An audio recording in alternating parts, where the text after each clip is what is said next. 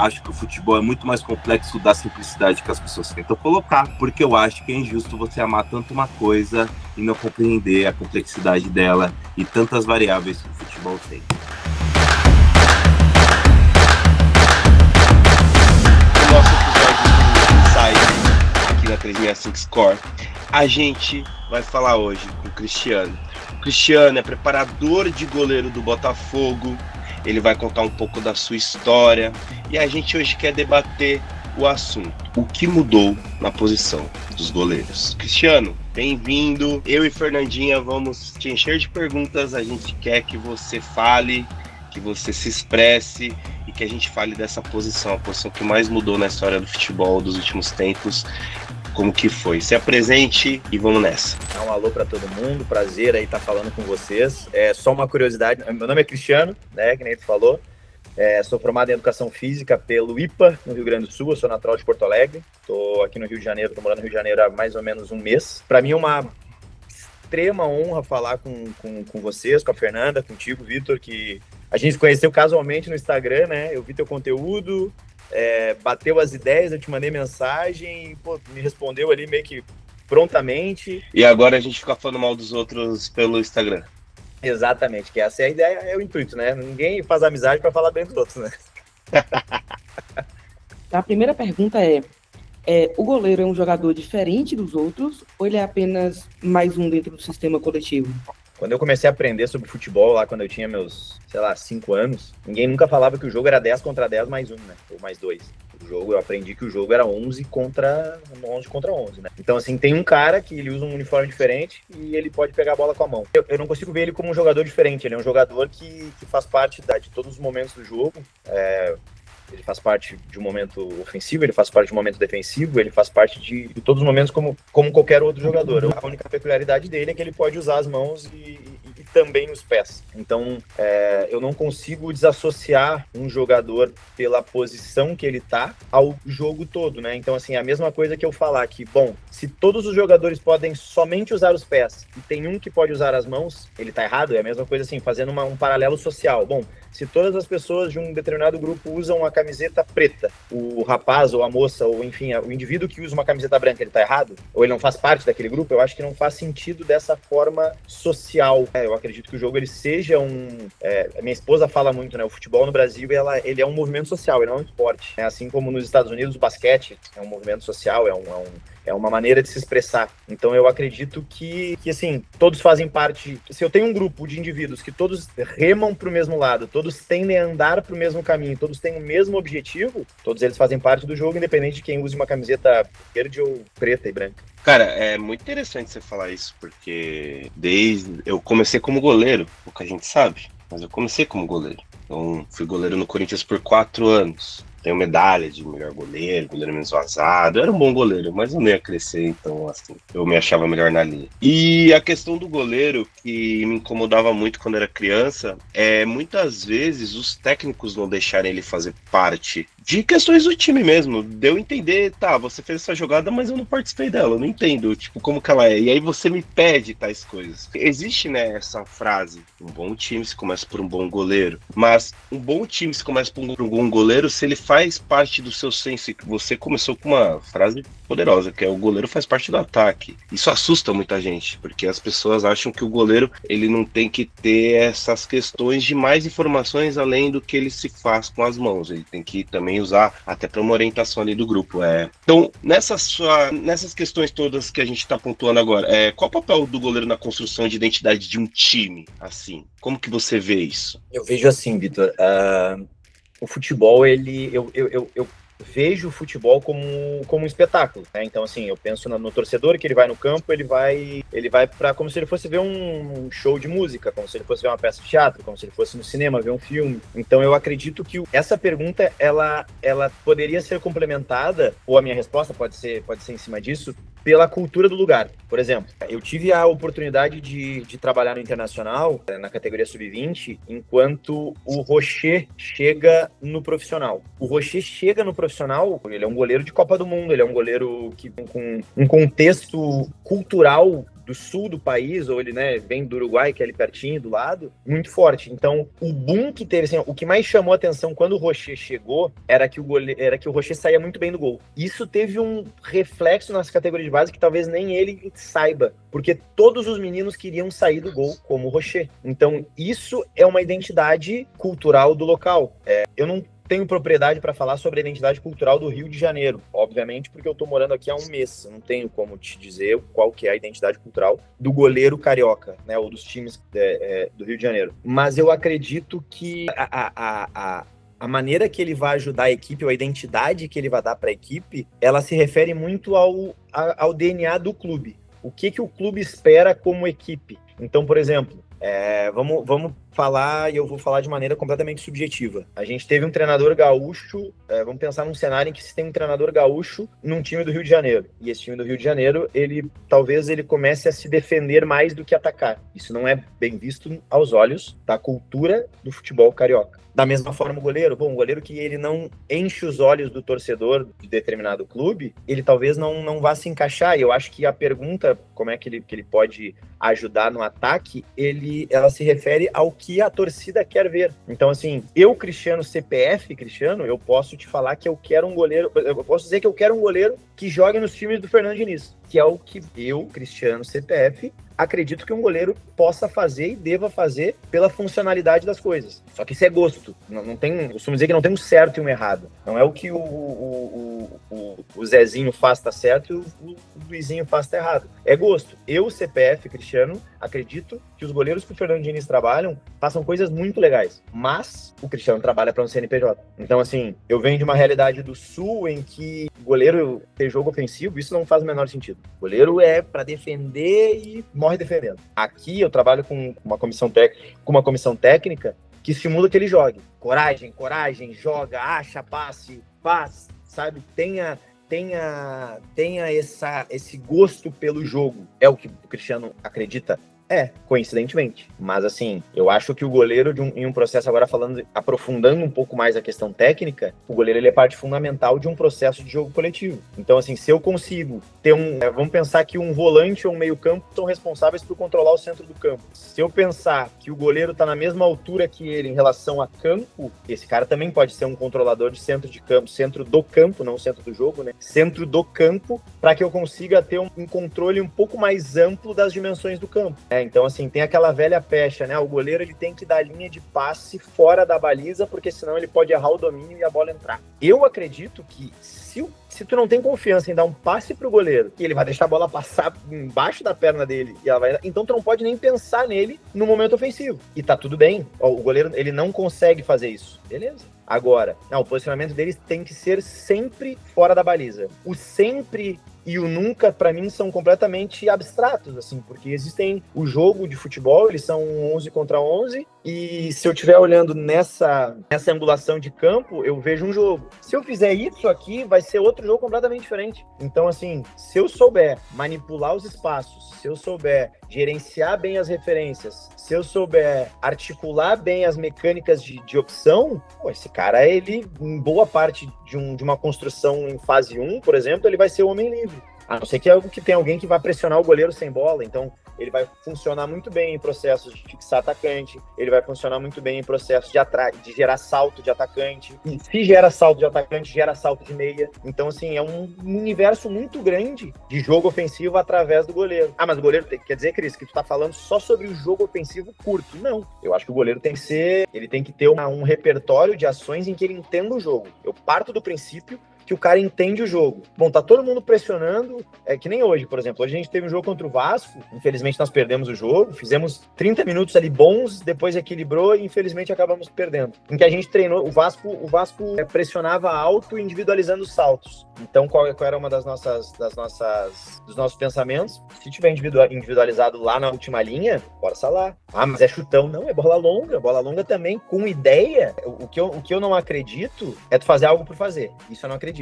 Eu vou fazer qualquer coisa. Por que tu deu bola longa? Não sei. Então se tu não sabe, eventualmente tu vai acertar. Então, eu entendi que eu tenho 2 atacantes muito rápidos.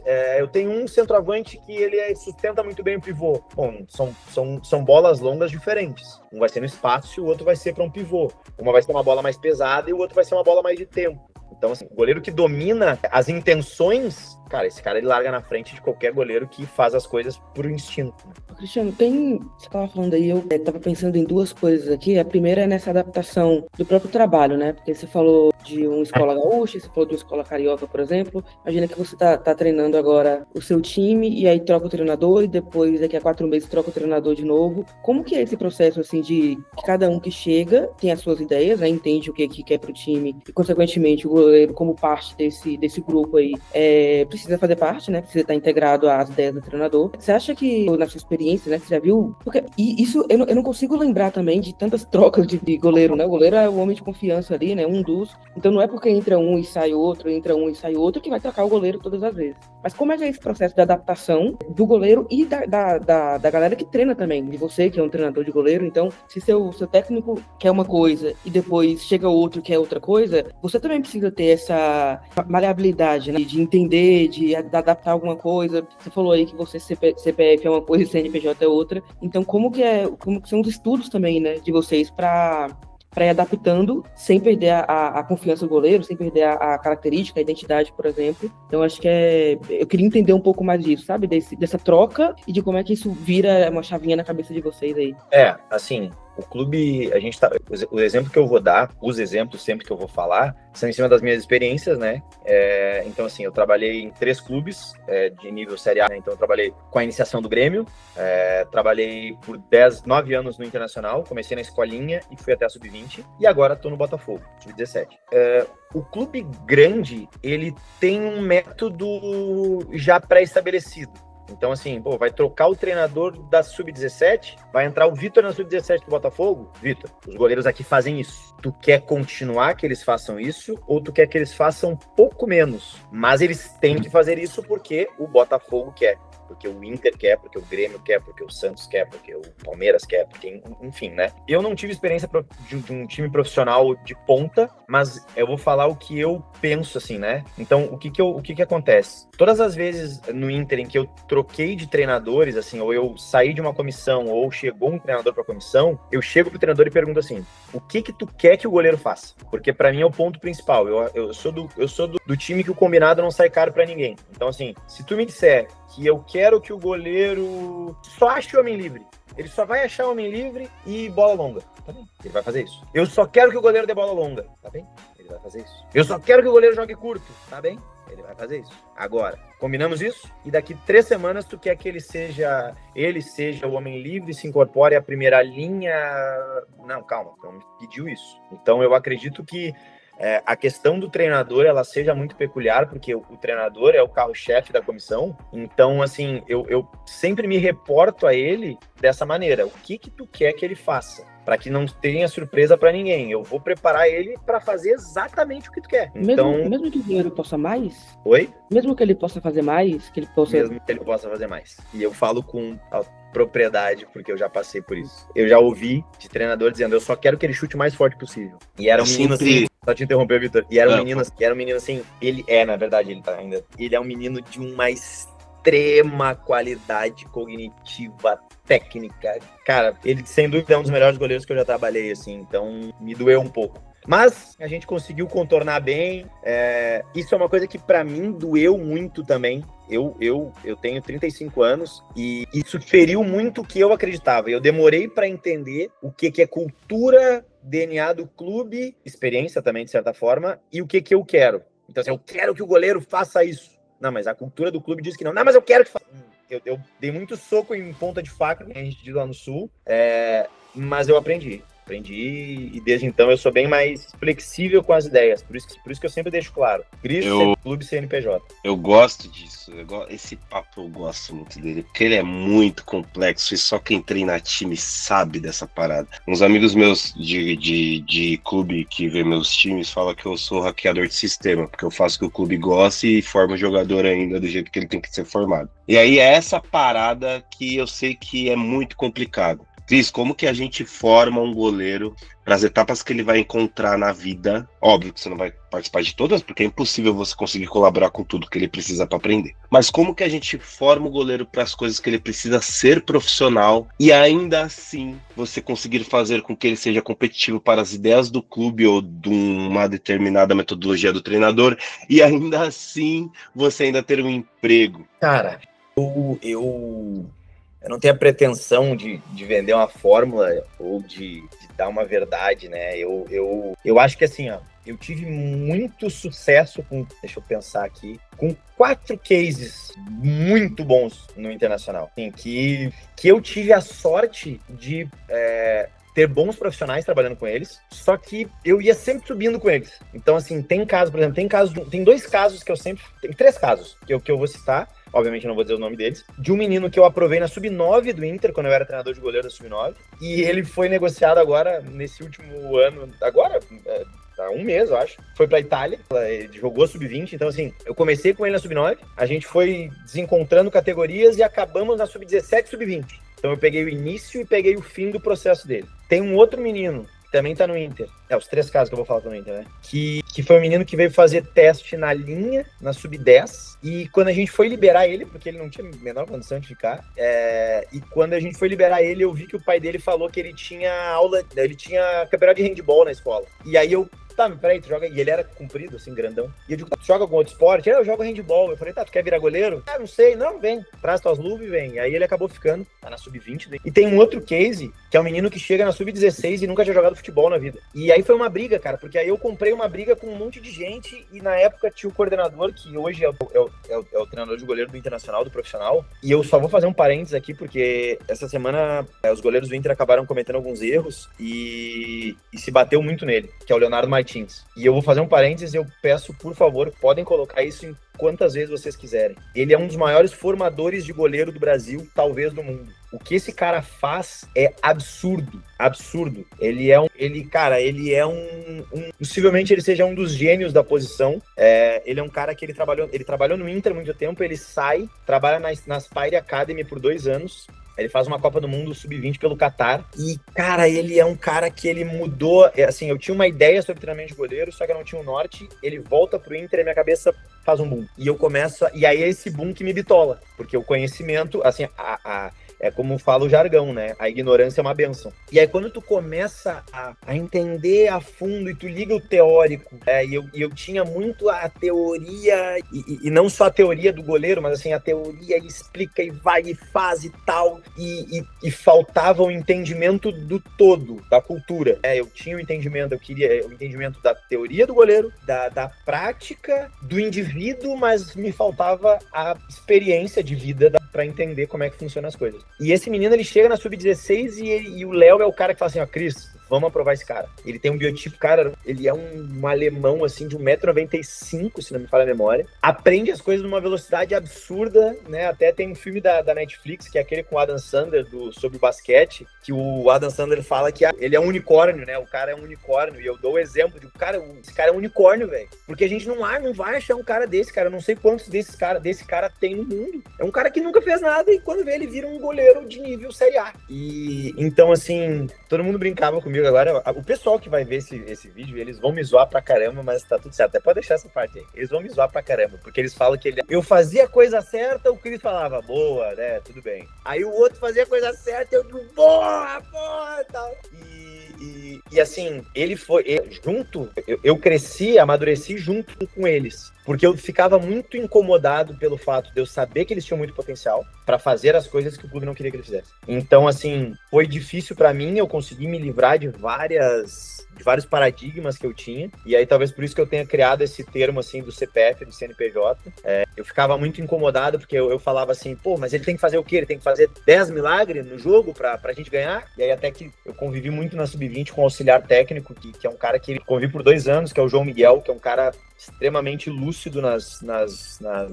em quase tudo que ele fala, assim, quase tudo é complicado, em tudo que ele fala. E ele me falou um dia, ele disse assim, Cris, o goleiro do alto nível, se precisar, ele vai fazer 10 milagres. E a cultura do Sul não é o goleiro que joga, a cultura do Sul é o goleiro que defende, é o goleiro que sai do gol, é o goleiro decisivo. Então isso me fez refletir muito, conversando com outras pessoas, e aí um monte de gente vinha e me contra-argumentava dessa mesma forma. E eu digo, caralho, isso pode estar certo, né? De repente eu tô errado. E foi assim. Mas também foi mascarando, como tu falou, foi mascarando algumas coisas, foi dando repertórios de entendimento, porque eu parto do princípio que o cara tem que entender para depois executar, né? Não adianta eu querer que o cara feche essa cortina, eu vou falar assim, Vitor, fecha a cortina ali atrás, e tu não sabe o que é cortina. E tu não sabe o que é atrás. Então, assim, eu tenho que explicar. Esse é um processo muito infantil, né? A criança, quando tá crescendo e se desenvolvendo, a gente vai nomeando as coisas para ela, ela vai internalizando, entende, e aí depois fica natural, né? A ação, né? O movimento. Exato. E até eu tive essa conversa com o Vitor essa semana, Fernanda, que a gente tava conversando, eu tava dando treino pra um goleiro aqui, e aí o fisioterapeuta tava do lado, e ele perguntou pra mim assim, pô, cara, é a terceira vez que eu venho no campo e eu vejo tu perguntando pro cara o que ele viu, o que ele tá sentindo. Eu falei, cara, que pra mim esse é o principal ponto, porque não adianta eu querer que o Vitor, eu vou passar a semana inteira falando pro Vitor fechar a cortina, e aí eu vou chegar na sexta-feira e eu vou assim, mas que guri burro que não fecha a cortina. E ele vai chegar em casa e ele vai falar assim pro representante dele, pro pai, o professor quer que eu faça uma coisa que eu não tenho a menor ideia do que é. Só que pra mim é fácil, né? Eu entendo que isso aqui é uma cortina, as minhas vivências me levaram a entender que isso aqui é uma cortina, porque ela fecha, a causa dela, né, não deixar o sol entrar, para não ter claridade. Eu entendo, as minhas vivências me fizeram entender isso. Mas eu não posso querer que as minhas vivências sejam as mesmas dos outros. Então, assim, a partir do ponto em que eu vou julgar a perspectiva de um outro indivíduo a partir da minha perspectiva, eu tô sendo extremamente egoísta. Aí eu não quero ensinar o cara. Eu quero é provar que eu sei mais que ele. E para mim esse é o ponto total da ruptura do professor com o aprendizado, assim, né? Com o ato de ensinar. Então eu falar pro cara que pô, o cara 2-1. Um exemplo, hoje no jogo, o goleiro deu uma bola longa e eu falei para ele assim, cara, não era a melhor opção lá, porque a defesa do Vasco já tava controlando profundidade. Aí ele disse assim para mim, pá, Cris, é que eu vi um 2-1 lá. Beleza, então, ok. Eu tô te avisando que não tinha 2-1, beleza? Mas tu viu, fechou? Ele foi treinado para identificar superioridade e jogar na superioridade. Aí agora eu vou tentar, o meu trabalho é mostrar para ele, ó, ô menino, não tinha 2-1 aqui. Ah, é verdade. Aí ele vai me dar o contra-argumento dele, eu vou dar o meu, e a gente vai ter um debate, né? Porque eu acredito que o aprendizado, ele é esse. Ele seja assim, né? A gente tem um menino aqui que ele é famoso, assim, entre aspas, por ser questionador. E boa parte das pessoas não gosta que um menino de 15, 17 anos questione a gente, né? Eu, particularmente, eu adoro, né? Minha esposa fala, né? O fulano, ele é do jeito que tu gosta, né? Ele é insolente, ele sabe? Ele gosta de holofote, ele gosta de ser protagonista, ele quer ser protagonista, ele é do jeito que tu gosta. Eu falei, velho, ele é do jeito que eu gosto. Então, assim, o menino que vai chegar pra mim e vai falar assim, não tem nada a ver com isso aí que tu tá falando. Claro que ele vai ter que ter um bom argumento pra que eu esteja errado, mas particularmente, se ele tiver certo, melhor ainda. Quer dizer que o meu trabalho com ele foi bem feito, ou o meu trabalho não fez a menor diferença, porque eu falei algo pra ele que não acrescentou em nada, porque o que ele traz pra mim é muito melhor do que o que eu posso acrescentar pra ele. Então, quem ganha é o clube, né? Não vou ser eu que vou ser vendido por 10 milhões, 5 milhões, sei lá quantos milhões de dólares, de euros. É o menino. Então, pode falar. Eu acho, isso que você falou, pô, eu acho muito contraditório. As pessoas querem elas suspiram por comportamentos inadequados no jogo, como um rolinho, um elástico, um chapéu. É um jeito não comportado de se lidar no jogo, que são passes e domínios. Então, tipo, quando a pessoa é o elástico e tal, as pessoas ficam indignadas, sabe? Tipo, Dibu Martínez, assim, que eu fico apaixonado por aquele jeito dele ser, cara. Acho que a gente tinha que ser mais isso, assim. E, Cris, você pontuou umas coisas que eu acho muito legal, e com certeza alguém que tá ouvindo isso daí, que não tá muito familiarizado ou muito no meio, ela vai se perguntar isso. Meu pai é um goleiro de várzea mitológica, então meu pai vai ouvir isso, porque eu vou fazer ele, e ele vai perguntar isso pra mim, vai falar por que eu não perguntei pra você. Cris, como que a gente faz com aquele goleiro que ele não tem o tamanho do unicórnio, mas ele tem a técnica apurada e ele tem 1,78, Cris. Ele tem 1,78. E aí ele tem aquele goleiro que ele tem aquele sonho e ele defende as bolas importantes, mas chega um momento que o rendimento dele vai sendo cobrado por causa do tamanho e aí a gente cai no elemento dos perfis. Como gerir isso hoje em dia? Cara, é uma boa pergunta, porque ela é uma pergunta que eu posso responder ela em dois âmbitos. Eu vou tentar sempre fazer um paralelo entre elas. Eu acho assim, ó. Pensando nesse contexto que tu falou, tá? Eu acho que para todo jogador de futebol, desde a sub-9, da sub-9 não, porque ainda tem isso, mas da sub-15 e sub-20, eu acho que a pergunta que tem que fazer é o que o futebol é para essa pessoa. O futebol, ele é para mim, uma futura fonte de renda, tá? Ele é uma futura fonte de renda. Tu quer que o futebol seja uma fonte de renda? Só vou botar pra carregar aqui. Tu quer que o futebol seja uma futura fonte de renda? Quero.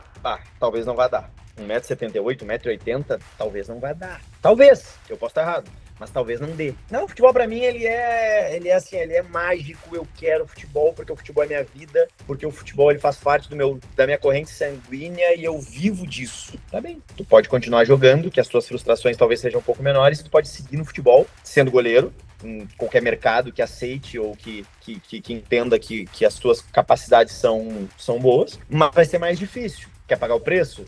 Quero. Então tá, beleza, segue aí, né? Porque eu acho que, assim, o mercado do futebol, ele é muito cruel, muito cruel. Então, isso é uma conversa que eu tive com o PC de Oliveira, que hoje ele é treinador do Curitiba Sub-20, e ele é um cara sensacional, cara, ele é um cara direto. O PC é o tipo de cara assim, ame ou odeio. Ele é um cara fenomenal. E ele fala sobre o mercado, assim, o que o mercado do futebol te vê. Então, assim, ele vai falar assim, Vitor, o mercado do futebol te vê como um goleiro... Qual a tua altura, Vitor? Eu tenho 1,76. Eu falava 1,78 nos meus DVDs, é óbvio. Aí, o mercado do futebol vai falar assim, o Vitor é um goleiro de 1,76 m, que não tem uma boa defesa de meta, tem um jogo razoável com os pés e não sai quase nunca do gol. Aí tu pergunta pro Vitor, o que tu acha disso? Aí o Vitor fala, eu acho que não. Mas não é o que tu acha, é o que o mercado vê. Então, assim, o mercado, ele é algo abstrato, ele é uma opinião abstrata que tu demonstra. Um bom exemplo agora, o Carlos Miguel, que é um menino que fez a base dele no Inter. Eu tive o privilégio de trabalhar com ele. Ele é um cara sensacional. Ele é um dos caras, assim, que sempre que eu me lembro falando sobre goleiro, ele é um cara que é difícil fazer gol nele. O treinador, o cara chuta, é difícil fazer gol nele. Ele roda, vai pra fora, volta. E aí agora a matéria Carlos Miguel tem 2 jogos e 6 gols tomados. Meu Deus, que horror. E aí, um goleiro de 2 metros, e como é que pode, não sei o quê. Isso é o que o mercado do futebol tá dizendo, independente de qualquer coisa. Independente do que eu penso, independente do que ele pensa, independente de qualquer coisa. Então, assim, voltando à tua pergunta, eu acho que tudo depende do que o futebol vai representar pra ti. Eu quero continuar no futebol, mesmo não sendo goleiro profissional, quero continuar no futebol de várzea. O que me move é aquela adrenalina da competição e tal. Tá bem, segue. Se isso te faz feliz, segue.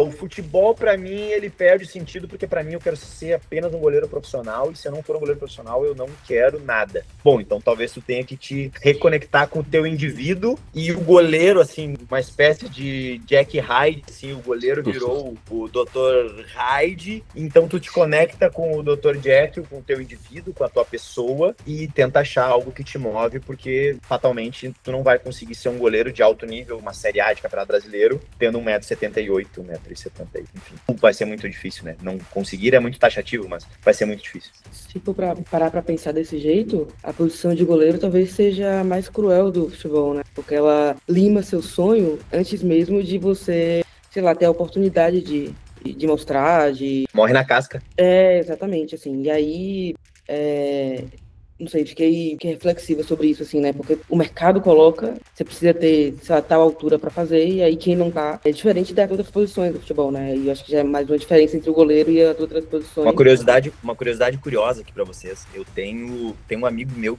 é o padrinho de casamento, ele é dindo da minha filha. Ele fala, eu tenho 1,91 m de altura e eu nunca fui goleiro. Eu achei que eu ia ser jogador de futebol. Olha que farsa, olha. E aí esse meu amigo, ele fala assim, cara, o bom é que a tua foto é de goleiro, porque tu é alto, teus braços são compridos e Só precisa que alguém fale assim na arquibancada. Esse aí não era aquele goleiro que tava lá no Inter? Lá? Sei. Pra vocês terem uma ideia, tá? Olha só, essa aqui é muito boa. Quando eu sou demitido do Inter, sai na Rádio Gaúcha. Inter manda embora toda a comissão da Sub-20. E aí falam assim, foi demitido o goleiro Renan Brito, que era ex-goleiro do clube. Foi demitido o Renan Brito, o coordenador técnico Julinho Camargo e o treinador de goleiro Cristiano Preto. Aí, porra, cara, jornalismo esportivo é uma várzea. Aí alguém fala assim, esse aí não é o Preto que era goleiro, que era o quarto goleiro no Mundial do Inter? E alguém fala, eu acho que é. Caraca, irmão, você ganhou. Pô, a FIFA tem que te mandar uma medalha agora. Cara, eu virei campeão do mundo, cara, do nada. Eu tava em casa, assim, minha esposa deu um pulo, não acredito. E virou, cara. Ninguém desmentiu, ninguém falou nada. Cara, vocês me respeitem porque eu sou campeão do mundo com o Inter. A partir de hoje eu vou falar pra todo mundo que eu tenho um amigo que é campeão mundial ao segundo, hein? O Ilharão é o primeiro, você vai ser o segundo que eu vou falar. Inacreditável, cara, inacreditável. Eu queria puxar, você citou aí o Carlos Miguel, para falar de algumas coisas, aí já, né, como goleiro profissional e tal. Acho que a primeira e da imprensa também que você falou, né? Porque é muito curioso, assim, o Palmeiras era um super time, tomou 3, e aí agora o trabalho do Abel, porque o sistema defensivo do Palmeiras, assim, e aí isso me incomoda muito, porque parece que é uma análise muito rasa, né? Não é sólida. Semana que vem, se você ganhar, já é uma coisa, semana que vem, se você perder, já é outra coisa, e aí o Carlos Miguel tá passando por isso agora, né? Assim, o Everton titular do Palmeiras, e aí chegou com muita expectativa, porque o Everton tem que sair, já tá na hora, já tá velho, não sei o quê. O Carlos Miguel é um goleiro, né, jovem, tem o gás aí, vai chegar para tomar conta da posição. Aí ele joga 2 jogos, toma 6 gols, e já começa também as críticas, né? Embora tenha defendido também, eu vi muitos palmeirenses falando, se não fosse por ele, seria mais, no jogo da LDU, por exemplo. Mas isso aí não vende, né? Não vende matéria, então, vamos... Exato, vamos ficar só com 6 gols tomados em 2 jogos. São 2 perguntas, Cris. A primeira é, existe goleiro profissional ruim? Eu tô falando goleiro, mas assim, essa é uma pergunta que me ronda pra jogador, tá? Porque eu não acho que tenha jogador profissional ruim, mas assim, não tenho tanto contato, por exemplo, como vocês, com o futebol profissional, com a parte de treinamento e tudo. É só uma opinião. Mas eu queria, né, ouvir de você que trabalha com essa galera aí. Existe goleiro profissional ruim? E a outra é a parte psicológica, né?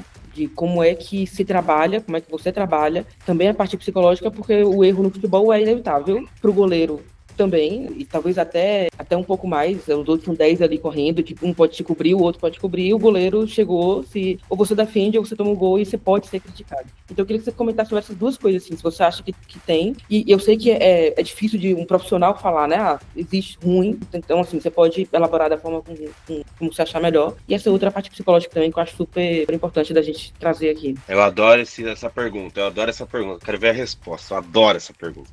Eu acho assim, eu concordo com o que tu falou, eu acho que não existe jogador profissional de futebol ruim. Eu acho que ele pode estar inserido no contexto errado. Então, assim, eu esperar que, sei lá, coloca aí um goleiro de um time que tá sempre ali, falando em Campeonato Brasileiro, né? Um goleiro que cai da Série A pra Série B, daí ele volta pra Série A, e aí ele fica em um clube que anda nesses 2 universos. Se eu pegar ele, né, pegar um goleiro de um clube assim e colocar ele no Manchester United e pedir que ele seja o goleiro destaque da Premier League, eu vou falar que ele é ruim, porque talvez ele não vá conseguir. E tá tudo bem não conseguir, isso é do jogo, né? Todo mundo tem as suas capacidades, todo mundo tem as suas limitações. Então eu acho que não existem jogadores ruins. Eu acho que eles podem estar em contextos equivocados, né? O que a gente sempre fala, assim, tanto em mercado de base quanto em mercado profissional. Esse menino, claro que em mercado de base o universo é muito maior do que o mercado de futebol profissional, né? Obviamente que no mercado de base existem meninos que não vão virar jogadores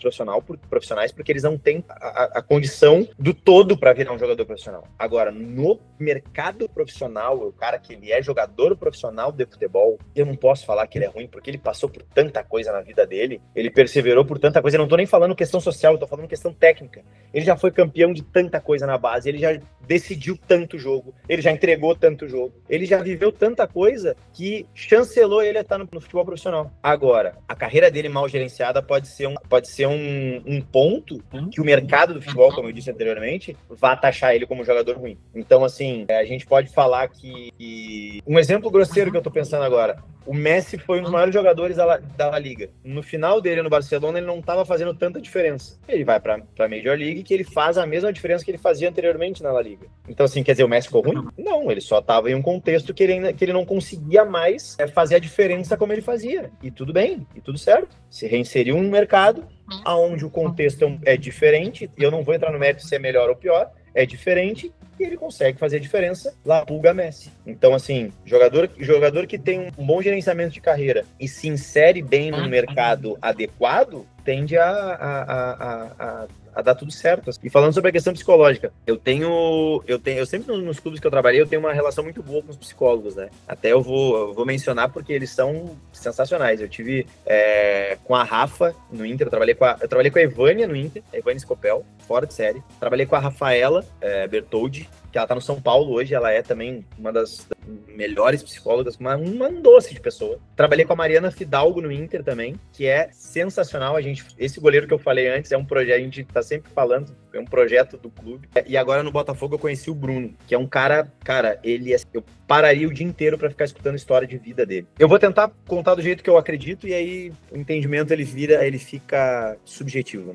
Eu particularmente, eu acho que a posição, que nem tu falou, a posição que ela mais tem carga emocional é o goleiro, desde sempre. Desde a sub-9 até o profissional. Então, eu particularmente, eu não gosto de ficar ali antes do jogo. Vamos lá, cara, é o teu jogo, tu tem que ir bem e não sei o quê. Eu fico assim, eu dou risada com os caras, sabe? Porra, cara, porque eu acredito que ele tenha que estar na plenitude das suas faculdades cognitivas e psicológicas para ele desempenhar a função. Então, assim, o que eu mais falo para eles antes de um jogo, isso é um jogo importante ou um jogo de primeiro amistoso. Faz o que tu tiver vontade de fazer. Faz qualquer coisa. Faz. Seja agressivo nas suas tomadas de decisões, porque é isso que eu acredito que um goleiro tenha que ter no seu macro. Seja agressivo, sai do gol, vai, faz, coragem, mas faz o que tu quiser.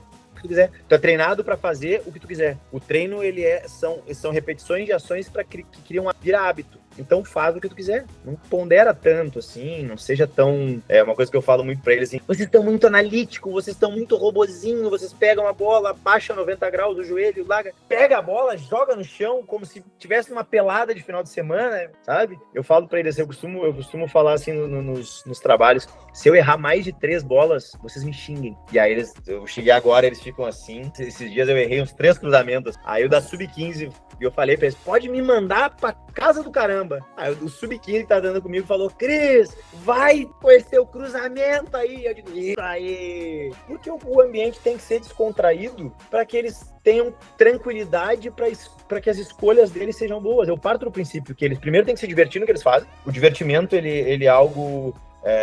que ele tem que estar. Pô, a gente vive no Brasil, quem é que não gosta de jogar futebol? Quem é que não gosta de esporte? E quem não gosta, beleza, mas quem é que se propõe a fazer algo por vontade própria e não vai se divertir com aquilo? Então, assim, primeiro o cara tem que se divertir para que o aprendizado seja melhor alcançado. Eu não posso estressar um cara e exigir que ele aprenda tudo que eu passei para ele. Claro que vai ter, porque eu já tenho estresse da posição. Então, assim, cara, te diverte jogando, acha legal jogar decisão, acha legal defender, fica puto porque tomou o gol, mas é inerente, vai tomar gol, vai fazer um milagre que vai decidir a partida, vai tomar um frango que vai decidir a partida, vai acertar um passe que vai resultar em gol, vai errar um passe que vai resultar em gol, mas sobretudo seja autêntico contigo mesmo e com a torcida, seja alguém que representa quem tá te vendo. Então, assim, as pessoas que estão te vendo querem que o goleiro da instituição seja assim. Porque tu é um menino que vai na arquibancada e vê o goleiro do profissional e tu quer que ele faça determinadas coisas. E aí, por que tu vai te privar de fazer? Então, assim, te diverte fazendo, cara. Te diverte. Acha legal. Seja autêntico. E é bem importante essas coisas que você tá falando, porque aí a gente já joga numa pergunta que é: quais critérios você usa para escolher primeiro, segundo, terceiro goleiro? E como lidar com os goleiros que não jogam? Porque esses goleiros que não jogam, eles ficam períodos enormes sem jogar. E todo mundo quer participar do jogo. Todo mundo... eu falo, o momento de relação do jogo é você estar participando dele, sendo no treino, sendo no jogo. Então, quais critérios você usa para entender quem joga, quem fica no banco e quem vai esperar mais? E como lidar com os que não jogam? Cara, eu costumo dizer assim, que o jogador bom todo mundo sabe quem é, né? Então, assim, o Neymar jogando, tu sabe que ele é bom. Não precisa olhar 10 minutos de um vídeo do Neymar. Tu vai olhar 2 minutos, tu sabe que ele é muito bom. Da mesma forma o goleiro, né? Então, assim, eu parto do princípio que, obviamente, o goleiro, ele precisa... Sendo um pouco mais profundo no que eu vou falar. Vamos pensar num goleiro de 10 anos. Porque um goleiro sub-20, sub-17 é fácil. A Fernanda vai olhar um treino, vai olhar um jogo e ela vai falar, esse é o melhor. Tu vai olhar, tu não conhece nenhum dos goleiros que eu tenho aqui. Esse é o melhor. Vamos pensar num menino de 10 anos, 9 anos. 6 anos. Eu costumo falar que é o seguinte, o bom é o que toma bolada. Toma bolada. Ah, mas ele fez exatamente... Eu tenho lá no interior do Rio Grande do Sul, tem um amigo meu que ele tem uma escolinha... É um clube, na verdade, bem na fronteira com o Uruguai. E aí uma vez ele me perguntou, cara, o que eu posso treinar aqui com os goleiros? Eu falei, cara, faz qualquer coisa menos técnica. Faz qualquer coisa. Faz ele entender o jogo, faz ele se jogar de cabeça na bola, faz ele gostar da bola bater nele e faz ele gostar de jogar, fazer gol e tudo.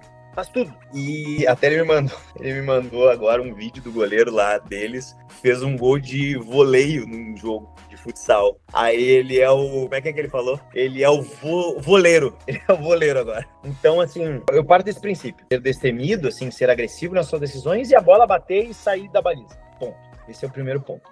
E respondendo sobre como é que eu lido com o goleiro reserva, eu acho que é uma maneira global, e aí como eu acredito que deva ser a convivência com qualquer pessoa, porque tu convive com um universo de infinitas pessoas todos os dias, e obviamente tu não agrada a todos, né? Se eu sair na rua aqui agora, ou se eu for trabalhar, eu vou ter o convívio com, sei lá, 80 pessoas no dia, vai ter pessoas que eu nunca vou ter conversado e não vão gostar de mim, vai ter pessoas que eu vou ter conversado e não vão gostar, vai ter pessoas que vão se agradar com o que eu falo, enfim. Eu parto sempre da clareza nas ideias e na clareza das coisas, na transparência das coisas. Olha só, é o fulano que joga, ponto. Tu precisa melhorar isso.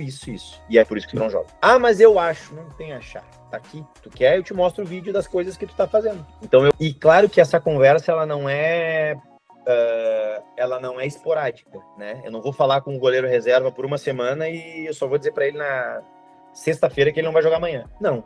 Tô todo dia falando pra ele, cara, tu tem que melhorar isso, tem que melhorar isso. Isso é uma coisa que, o fulano agora errou algo que tu tá errando também. Então essa transparência é o que eu prezo. Eu sou sempre muito, muito reto nas coisas que eu falo e nas coisas que eu acredito pro jogador. Então, até uma coisa que eu costumo dizer, assim, que eu jamais vou sair de um lugar, de um clube ou de qualquer ambiente sem ter dito aquilo que eu deveria falar. E aí, obviamente, não se confunda com alguém dissimulado que vai falar tudo que pensa.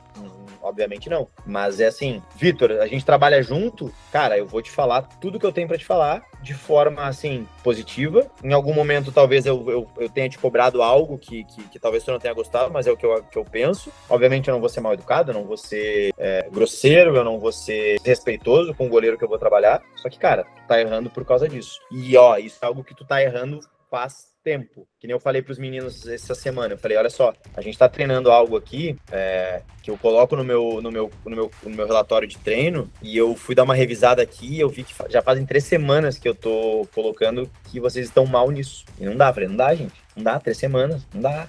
A gente tem que melhorar, porque isso que vocês estão errando é um ponto-chave para que eu evolua o trabalho. Então não dá. E isso é sempre em comum acordo, né? Cris, eu acho que não. Não, é por causa disso e disso e disso. Então, assim, ser claro e ter argumentos e sempre passar esses argumentos pro jogador, que eu acho que isso é uma forma de clareza, pra mim esse é o ponto principal, porque daí tu não deixa ponto solto. Cara, eu tô sendo franco contigo, tu pode não gostar, mas eu tô sendo franco contigo. Queria saber a sua opinião, Cris, sobre... acho que rolou na Copa de 2014, né? Que o Van Gaal tirou o goleiro que estava jogando para botar o time cru, para defender pênalti e tal. Acha que isso deveria acontecer mais? Eu já ouvi... Eu tendo a achar que sim, se um goleiro tem uma valência melhor do que o outro, que pode ajudar o time, e o time tá ali por um objetivo, se tem algum jogador que pode ajudar melhor, ele pode ser colocado no jogo. Mas eu já vejo muita gente falar também sobre, não, tem que dar confiança pro goleiro, não, mas é injusto, porque ele defendeu o jogo todo e agora vai tirar ele na melhor parte, né? Na parte dos pênaltis. O que você acha? Qual que é a sua opinião? Eu também vou partir do princípio que não tem certo ou errado, né? Como você falou no começo, cada um tem o Van Gaal deve saber bem de futebol, né? E aí fez isso e deu certo, né, naquela ocasião. Mas eu fiquei curiosa, assim, pra saber qual que é a sua opinião sobre isso. Eu posso te devolver a pergunta de uma forma mais contextualizada? Com toda certeza. Tu imagina que tu é a treinadora de goleiro e a gente treinou na semana e a gente não definiu muito bem o que ia acontecer. O jogo tá empatado, tá indo pros pênaltis e o treinador chama o goleiro reserva e te pergunta, vamos trocar? E aí tu fala assim, vamos. E o goleiro titular fala assim, me deixa. me deixa aqui que eu vou pegar o pênalti. O que tu faria? Cara, da minha cabeça passa, você tem que tomar uma decisão, você tem que ser técnico. Eu não sei, em futebol, eu acho que isso que é muito, muito legal, né? O futebol, ele não tem fórmula. E aí será que vale só o me deixa que eu vou pegar, na emoção do jogo? Ou se, tecnicamente, você sabe que aquele goleiro é melhor pra pegar pênalti do que o que tá lá? Então, como que equilibra essa balança? Eu não faço a mínima ideia, né? Então... Eu volto à premissa, eu falo isso porque essas duas situações já aconteceram comigo, tá? Tanto de botar o goleiro e dar certo, como de deixar o goleiro e dar errado. Só que tem um ponto, que é a premissa que eu volto da minha fala.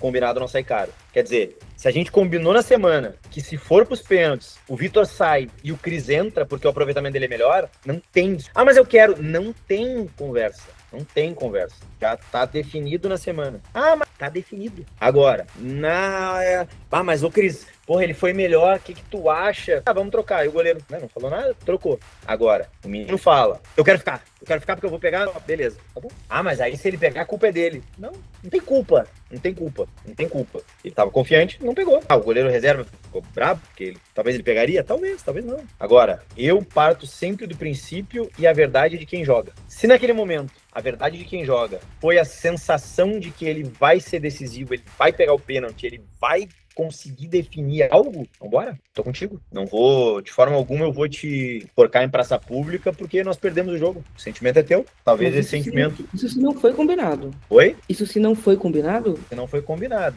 Cara, aí assim, Fernanda, se foi combinado e o cara pediu pra ficar, aí eu acho sacanagem do cara que tá jogando com o parceiro dele, porque já foi combinado. Porque aí tu tá expondo a comissão técnica, entendeu? Pô, eu combinei algo contigo, que se for pros pênaltis, tu sai.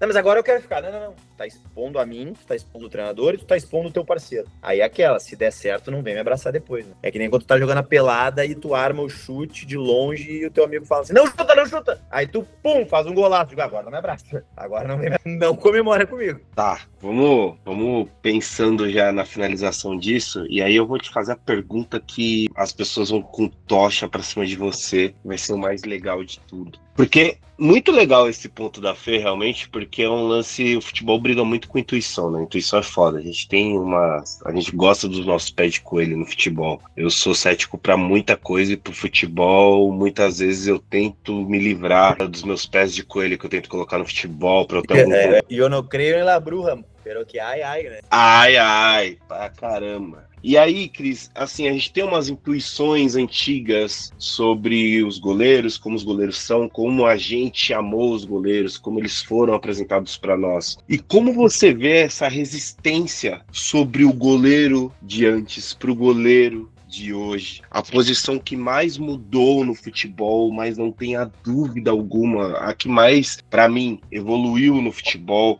e essa resistência sobre os pés do goleiro, porque os pés do goleiro são uma coisa que ele não tem que dar tanta atenção, ele tem que dar mais atenção à mão.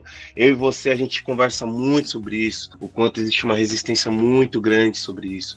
Quantas pessoas tentam participar de momentos ruins dos goleiros com os pés e oportunizar a Fanaí, não falei, não é para fazer essas coisas. Eu e você, a gente tem uma pessoa em particular que a gente bate nela toda vez que ela vai falar sobre goleiro. E como que você vê, como que o Cris conversaria com uma pessoa que quer ouvir sobre, cara, a mudança do goleiro, quem era o goleiro, quem é o goleiro, o que vai ser o goleiro e o porquê que é tão importante os pés desse indivíduo que domina a bola com as mãos. Eu vou trazer uma reflexão que eu converso muito com o Henrique, agora que foi campeão com o Galo, sub-17, e ele é meu amigaço, assim, há muitos anos, né? Ele é de Porto Alegre também, a gente se conhece há muitos anos, né? A gente sempre conversa muito sobre isso e tal. A resistência de certa parte do público, da população, enfim, vamos pensar que a tua crença, ela é em cima das suas vivências, né? Então, assim, determinada ação de determinado jogador me gera algo. Toda vez que a bola tá perto de qualquer uma das balizas do jogo, ela gera emoção, né? Entendemos assim. Então, se a bola tá perto da minha baliza, ela me gera medo. Se a bola tá perto da outra baliza, ela me gera euforia, alegria, enfim. Quando a gente é torcedor, acho que a gente tem o total direito e, de certa forma, de ouvir os nossos sentimentos, porque eles são apenas sentimentos e a gente não tem nenhum repertório teórico para conseguir racionalizar esse sentimento. Então eu levo isso em consideração, falando também um pouco sobre a cultura do lugar que se trabalha. Agora, toda vez que eu tenho essa resistência de quem teoriza o sentimento, ou quem deveria teorizar o sentimento, eu parto para uma outra nuance psicológica, vamos dizer assim, que são o que as pessoas acham do futebol, fazendo um link com o que eu acabei de falar agora, a gente acabou de falar um pouco antes, do goleiro baixo, né? Então, assim, eu cheguei a uma conclusão de que o cara que ele não gosta que o goleiro jogue, ele é um cara que talvez ele não goste de futebol. Ele é um cara que ele gosta de alguma coisa que ele não entende muito bem, então ele gosta de sentir a euforia da vitória, ou ele gosta de, sei lá, de ver alguém brigando de cabeça em cima. Então, assim, foi essa teoria que mais me pega e talvez eu não consiga fugir tanto dela. E vamos lá, eu não tô dizendo que, voltando, né, não tô dizendo que o goleiro não deve dar uma bola longa, assim, de uma forma, ligou o alerta ali e pum, bola longa. Mas de uma forma pensada, não sei, isso não faz muito sentido pra mim, porque eu acho isso, assim, eu acho que o futebol brasileiro, ele é jogado. Então, assim, pô, que mágico que é um zagueiro com um bom passe, um goleiro com um bom passe, com um bom domínio, com conexões muito bem pré-estabelecidas, com um jogo associativo legal. O que o mercado do futebol pede? Então, assim, aí eu tô falando como CPF, né? E assim, Cris, um aspecto que as pessoas tentam se nutrir muito quando dá errado, mas enquanto tá dando certo, todo mundo acha os goleiros maravilhosos. As saídas dos gols, o cara a cara do goleiro, porque muita pessoa vai falar, o goleiro mais não cai, mais de ladinho, como ele fazia, hoje faz mais os esquadros. Porque isso que você tá falando é muito inteligente. A gente pensou o goleiro como um jeito de ser aliado ao pensar do jogo mesmo, e não só reagir. O goleiro não reage hoje, o goleiro constrói, o goleiro pensa, o goleiro usufrui, o goleiro é um ser pensante do jogo, o goleiro é um ser de criatividade no jogo. O goleiro pode ser criativo. As formas do goleiro defender é pura criatividade. Então você já nutria ele de instrumentação para você poder fazer com que movimentos hoje sejam... Cara, eu sempre vou falar isso, e eu sempre falo, é assustador quando alguém vem falar de goleiro. Eu falo assim, cara, eu fui na Copa do Mundo, eu tava atrás do gol, era Bélgica e Coreia do Sul, um jogo horroroso, o Courtois estava aquecendo, eu estava atrás do Courtois, eu fiquei abismado que o cara dava umas pancadas no canto, ele dava 2 passos pro lado e ele simplesmente encaixava a bola. Ele não pulava, porque pra mim, não, ele tem que fazer uma ponte com aqui, ó, braço invertido, a mão em cima da... E ele não fazia, ele dava 2 passos pro lado. E eu lembro disso, nossa, ter explodido minha cabeça, que eu falei assim, cara, ele tá ganhando tempo e ele tá conseguindo qualidade, o jogo ficar mais rápido na saída. Ele tá pensando na saída, por isso ele tá defendendo assim. Ele não tá defendendo pra, sei lá, cara, pra expulsar a bola, ou coisas assim, enfim. Então, daí você já comenta tudo de vez? Não, vai, filho. Eu acho que a gente também não pode falar sobre isso sem falar de uma parada social que tá rolando, né? Que é o conservadorismo. Quando a gente fala de ser conservador, a gente não tá falando só de um aspecto. Não, fulano que é conservador, ele é conservador nisso, mas no outro ele não é. Geralmente não é assim. Geralmente é um pensamento conservador. É uma forma de se posicionar conservadora. E aí a gente pode eu acho que a gente pode adicionar isso, aliar isso muito ao futebol também. Porque o que a gente ouve de, mas naquele tempo, mas naquela época que era bom, mas no meu tempo o Senna, mas no meu tempo o Tafarel, mas então é uma resistência ao novo, né? O Alisson, por exemplo, é um absurdo, mas até hoje tem gente que fala o Alisson não é goleiro de seleção, pelo amor de Deus, gente. É um absurdo completo e claramente dá pra ver isso, porque antigamente era assim, porque o Alisson é bonitinho, tem a barbinha, tem não sei o quê, e antes o Tafarel era careca, o Marcos era careca, o Rogério Ceni era calvo, sabe? Tipo, usava roupa mais folgada. O que é? Eu acho também que tá associado a essa parada conservadora que a gente precisa ir desconstruindo porque senão vai acabar com a gente de várias formas. Cara, eu não consigo entender esse negócio do Alisson. De verdade, eu não consigo entender essa doideira com o Alisson. Isso é incrível, eu não consigo compreender. Não faz sentido algum. Ninguém nunca me deu um argumento bom. Porque o Alisson não fez milagres na Copa. Velhos gols com o Alisson. Ele não consegue fazer nada sobre nada, gente. Nada sobre nada. Não, cara, eu até vai parecer corporativismo, né? Eu trabalhei tanto tempo no Inter, falar do Alisson, cara, tem piada, não tem, assim. Esses dias eu tava vendo até uma matéria falando sobre tanto de gol que ele tomou, não sei em quanto tempo foi o que a seleção tomou agora, enfim, não tem o caso, mas, cara, é absurdo. O Alisson é um monstro e o pessoal aqui do Sul, todo mundo sempre soube que o Alisson era esse fenômeno. Todo mundo sempre soube. Mas assim, Fernando, eu vou fazer um paralelo, eu fiquei pensando aqui agora, eu vou fazer um paralelo sobre o que tu falou sobre questões sociais e o goleiro tentando quebrar esse conservadorismo que se tem, né? Olha só, todo mundo fala que o futebol é o esporte mais democrático do mundo, né? Ou um dos, mas pensando nesse lado, né? O futebol é o esporte mais democrático do mundo, porque tu tem o pobre, o rico, só que pra mim não é só isso, não deveria. De fato, o futebol ele é o esporte mais democrático do mundo, porque tu não precisa de nada, só de uma bola, sendo ela qual for, não precisa nem de uma bola, pode ser uma garrafa, precisa de 2 pessoas, e aí eu pergunto o seguinte, se é o esporte mais democrático do mundo, por que o goleiro ele é o que sobra? Quer dizer, alguém empurrou ele pra lá, a falta de qualidade dele empurrou ele pra lá. Se o goleiro fosse bom com o pé, tava na linha. Não necessariamente, ele pode ser muito bom com as mãos, e aí ele vai pro gol. Então, assim, é óbvio que é um jargão, né, que é até cômico, mas vamos pensar numa questão social. Eu tô inserido num esporte em que eu gosto, e por que eu não posso escolher onde é que eu jogo? Aí eu escolhi o gol. Por que eu não posso escolher o que eu posso fazer? Se eu escolhi o ser goleiro, por que eu não posso escolher fazer as coisas que eu quero fazer? Ah, claro, o ambiente me mostrou que eu não consigo ser tão habilidoso com os pés quanto o Vitor, que é atacante lá, e beleza.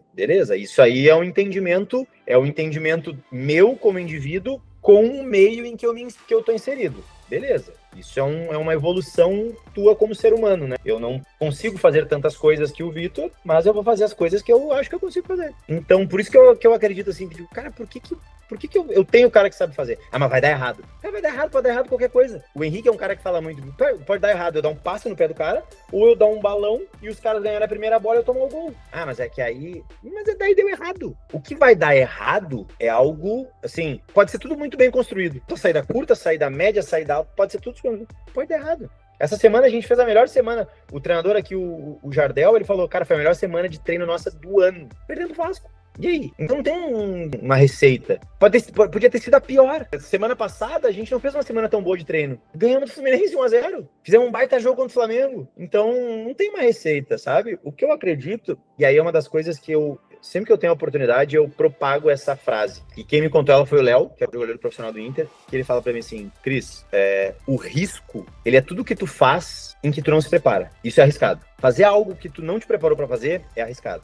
Tu vai, sei lá, vai pintar uma parede. Tu não comprou tinta na hora certa, tu pegou qualquer tinta que tinha porque era o lugar que estava aberto, tu não sabe a qualidade, tu não te preparou pra nada. Tu não sabe muito bem o que vai acontecer. Casualmente pode dar certo. Só que é casualmente, é que nem a vaca em cima do poste, né? Ela tá lá, mas ela vai sair, ninguém sabe muito bem e tal. Então, assim, eu acho que essa cultura... eu costumo falar que o Brasil, eu não sei se o Brasil é o país do futebol. Eu acho que, assim, eu tive a oportunidade de, quando eu tava no Inter ainda, a gente fez uma excursão pra Argentina e eu fiquei encantado com a cultura do futebol na Argentina, que é algo transcende o clubístico e resultadístico, né? Existe essa palavra, mas...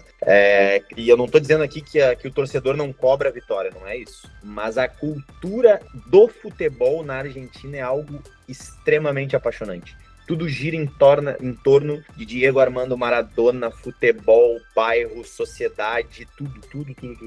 E aqui a sensação que eu tenho é que a gente gira em torno de algo, de um conflito em cima do resultado, sabe? Gira em torno da vitória. Então, é a cultura da vitória. Então, assim, tudo que não vai me gerar uma vitória instantânea e essa... questão de, vou dar porque a bola vai estar longe do meu gol, e quanto mais longe a bola está do meu gol, mais fácil é de não tomar gol, sei lá. Eu acho que é um entendimento muito raso do jogo, né? Que nem eu faço gastronomia e eu não vou comer uma sopa porque ela tá quente. Eu não posso comer coisa muito quente. Mas tu não sabe o quão quente ela tá. Não, mas eu não posso comer coisa quente. Eu acho raso. Bom, e só dar um pitaco dessa coisa que você falou sobre os argentinos e os brasileiros, eu falo isso há muito tempo. Os brasileiros são a carne, os argentinos são o espírito. A gente demonstra, o que é o futebol bonito? A gente mostra. O que é o gol bonito? A gente faz. O que é festa bonita a gente faz? O que é alegria a gente sorri? O argentino se sente. Aquela foto daquela menina no Racing com, cara, as coisas perfurando e ela chorando de felicidade. Se aquilo não é espiritual, aquilo é o espírito. Ela não sente nem a carne. A carne não faz ela sentir. É aquele vídeo, não sei se tu vai lembrar, lembra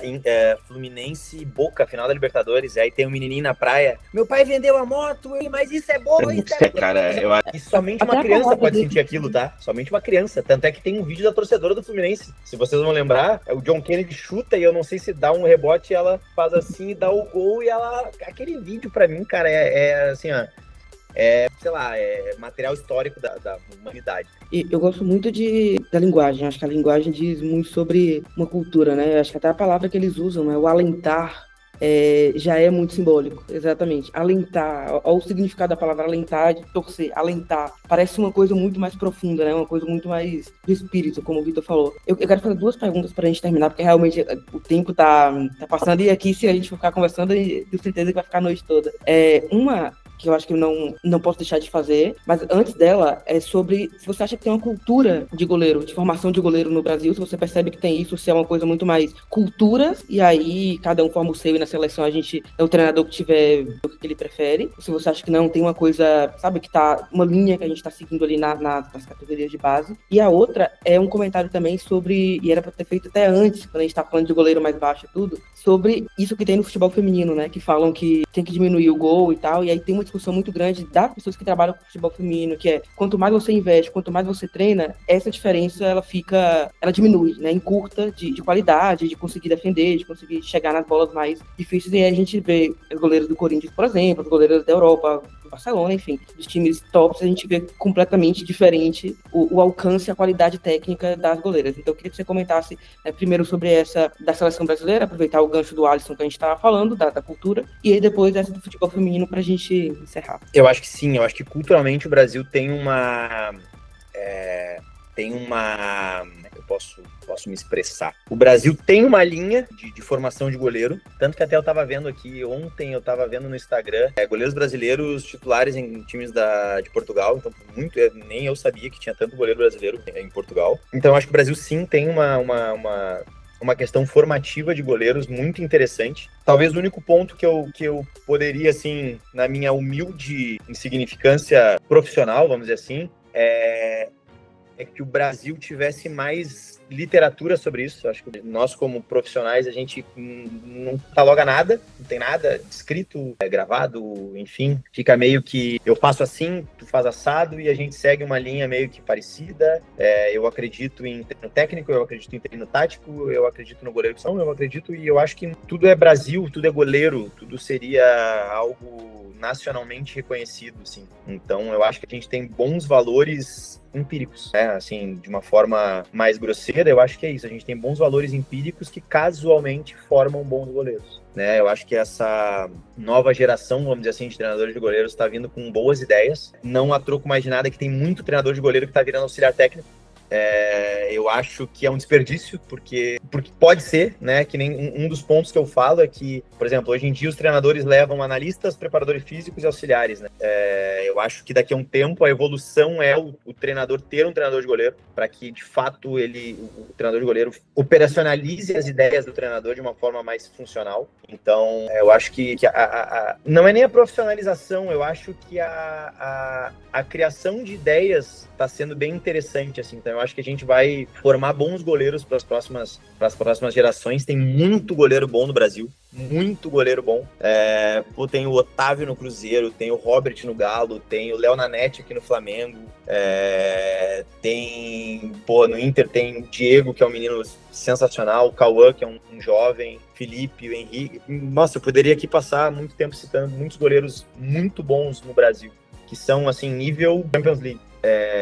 Então eu acho que a profissão ela tende para um caminho bem legal, mas assim, só um adendo, acho que... E eu me coloco nesse barco, né, antes que alguém fale, tá falando que tem que catalogar e não escreve nada. Concordo, acho que eu me coloco nessa situação de não catalogar ideias. Eu tenho, assim, toda vez que eu falo uma frase que eu gosto no treino e puta, essa frase é legal, aí eu chego e escrevo ela. E aí eu tenho um bloco de notas cheio de frases que eu já falei em treino. Eu tenho, obviamente, um portfólio teórico, assim, né, mas poderia ter mais coisas, assim. Desculpa, Ana, qual era a outra pergunta?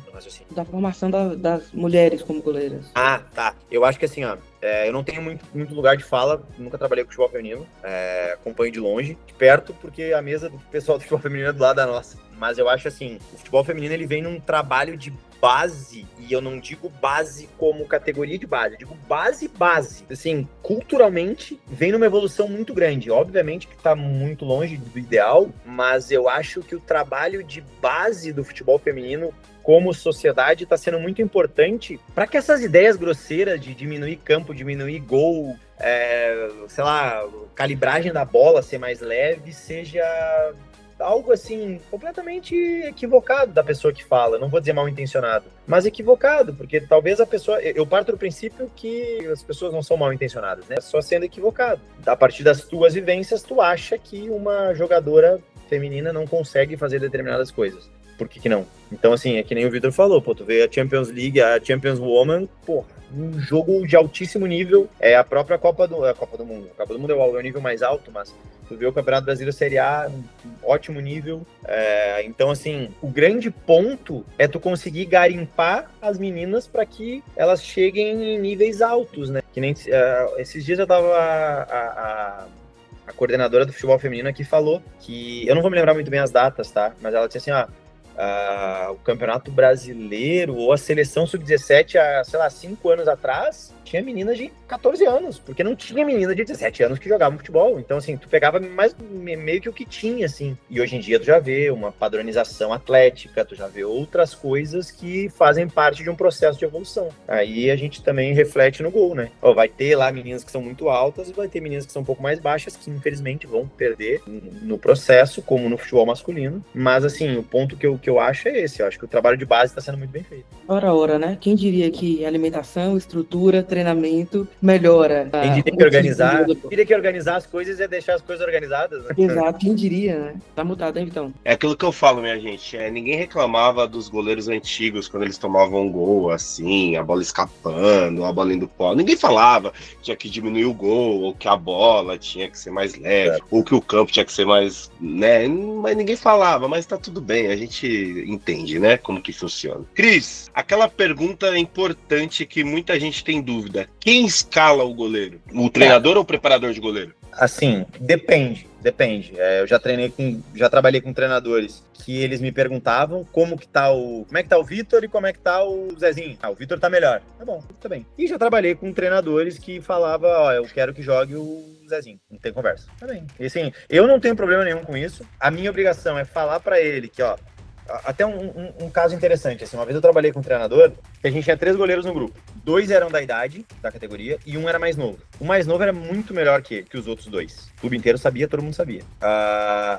Aí eu falei assim pra ele, início do ano, vamos começar com o mais velho, que dentre os 2 da idade é o melhor. Vamos começar com o mais velho. O outro tava machucado, se eu não me engano tava machucado. Falei, vamos começar com o mais velho, mas pro meio do ano, que vai ser a competição nacional, vai ser o mais novo. Só que eu preciso de tempo, ele tá vindo da categoria mais nova, é tudo muito novo pra ele. Vamos começar com o mais velho. O mais velho começa o ano, em jogos meio amistosos, assim, não vai muito bem, mas aquela coisa de início de ano. Vai pro primeiro jogo valendo, o treinador fala pra mim assim, eu quero que jogue o outro, que é o mais novo. Eu falei, cara, vamos colocar o mais velho. Não, eu quero que jogue o mais novo. Aí eu falei, olha só, se a gente colocar o mais novo e der errado, a gente vai perder o mais velho, porque ele vai ficar puto, porque não vai jogar, e a gente vai perder o mais novo, que não vai conseguir gerenciar e iniciar o processo mal. E aí o que nós vamos fazer? Não, mas eu quero que jogue o mais novo. Eu falei, tu quer que jogue? Quero, então vai jogar. Meio que começou assim, engatinhando, mas deu tudo certo. No final deu tudo certo. Só que eu parto do princípio, voltando ao que eu falei, que a gente tem que ser claro com os jogadores. Se é a vez do Vitor jogar, o Vitor vai jogar. Não importa. É a vez dele. É que nem falava. Se fala assim, o Vitor ele é treinador da Sub-17 e ele sobe pra Sub-20 do clube. O treinador da Sub-20 foi demitido. Quem é que tem que assumir? É o Vitor. Porque é a vez dele. Não, mas ele ainda não tá pronto pra assumir a Sub-20. Então nós mandamos ele embora. Porque se ele não tá pronto pra subir uma categoria com os mesmos jogadores que ele tá trabalhando, então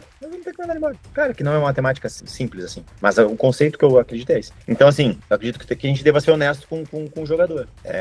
Eu lembro que na época eu falei pro treinador assim, eu falei, beleza, então tu vai falar pra ele por que ele não vai jogar. Não sou eu, porque eu quero que ele jogue. Mas eu não vou te sacanear dizendo que eu quero que ele jogue e tu não quer. Tu vai dizer pra ele, eu falo. Eu falei, beleza. Ser claro. Fui claro com o treinador, fui claro com o goleiro. Porque depois ele ficou puto e veio falar comigo, obviamente. Cara, futebol, o mercado é esse, só joga um. Tu pode ficar puto, eu posso te dar razão ou não. O teu descontentamento ele é legítimo, gerencia ele. E aí foi o que aconteceu. Depois o menino saiu, foi pra. Tá até bem, tá em outro clube bom assim, no Brasil. Mas é isso. Eu acho que. Ao que eu acredito, que o goleiro deva. O treinador de goleiro que deva escalar. E, cara, depende. Eu acho que a gente tem que ser honesto com o goleiro e com o treinador. Esse é melhor. Quem vai jogar? Eu queria dizer essa relação com a comissão técnica. Assim. O treinador ou o assistente, eles assistem o treino dos goleiros? Vocês passam um relatório? Como é que é feita essa comunicação?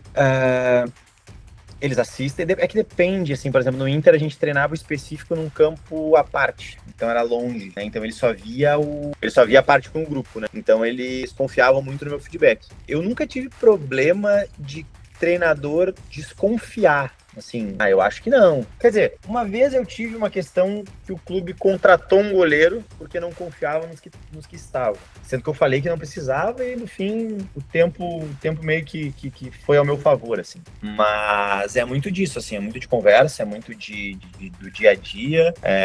Eu acho que até por essa questão de eu sempre tentar ser muito transparente, acho que isso a meu favor, assim, porque eu nunca defendi goleiro porque eu achava que ele era mais bonito, mais alto, mais magro, mais baixo, mas sei lá. Então, por exemplo, aqui no Botafogo, num relato assim, a gente tem uma questão bem de empresa, bem empresarial muito forte, assim, a gente tem o setor de base, que é um ambiente bem corporativo, então a gente passa o dia inteiro, a gente dá treino de manhã e de tarde é computador, é relatório, é conversa, é tudo. Eu costumo... Hoje até deu a caso, até eu falei com o Vitor, né, que, poxa, eu saio daqui do Newton Santos umas 6 horas, eu vou chegar em casa às 6h30, mais ou menos. Hoje até eu consegui sair mais cedo, mas geralmente, então assim, é muita conversa, a gente vê o vídeo do treino junto, eu vejo depois também separado, então assim, não tem muito pra onde fugir, né, o pessoal fica assim com o que vê e com os meus feedbacks, assim. E eu tento sempre ser muito criterioso, assim, com o goleiro, né, eu particularmente não tenho problema nenhum em dizer que o goleiro falhou, que o goleiro deveria ter defendido. Não vejo isso como uma forma assim de... Porque tem, né? O Vitor tá dizendo que o goleiro do Cris falhou. Que é? Tá falando do meu trabalho? Não, acho que não. Acho que se a gente ficar pensando nisso, tu não vive, né? Tu não sabe dar de casa, né? Então, assim, já teve casos que perdemos. Foi culpa do goleiro? O gol? Não. Mas eu chegar e falar pro treinador, não, cara, ele tem que pegar, velho. O próprio treinador falava, Cris, mas era uma bola difícil. Mas ele tem que pegar, velho. O goleiro de Série A tem que pegar difícil, velho. Então, é muito assim, eu tento sempre ser bem criterioso, assim, com a avaliação. Sem puxar pra baixo.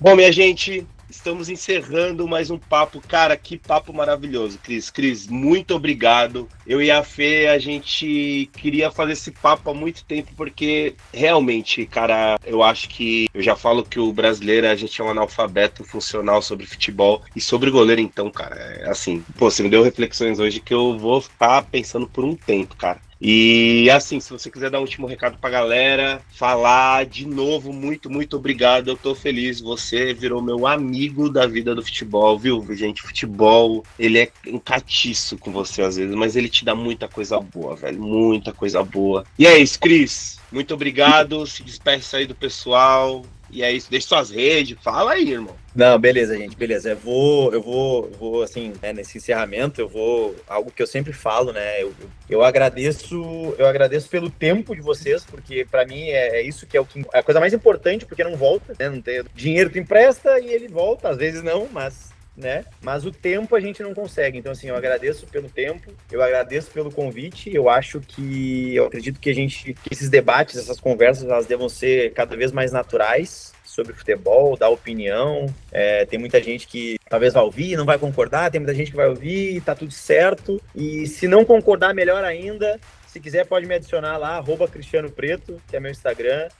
Tem foto lá da minha família, da minha filha. Lembrando, Cristiano Preto, campeão mundial do Inter, tá? Então, me manda mensagem, fala, Cris, não concordo com nada que tu falou por causa disso, disso, e talvez eu vá rever o meu ponto e realmente eu vou falar, realmente, tá certo, e tudo que eu falei não faz nenhum sentido. Mas agradeço, gente. Poxa, eu acho muito legal essa troca de ideia e futebol aí só tem a crescer. E, gente, pessoal que tá na faculdade, pessoal que joga bola, sejam goleiros, virem goleiros, O pessoal que está na faculdade, seja um treinador de goleiro também. Não é porque não foi goleiro que não posso ser goleiro, não, pode ser sim, estuda, vê vídeo, às vezes até copia treino, porque isso vai dar um repertório muito grande de conceito.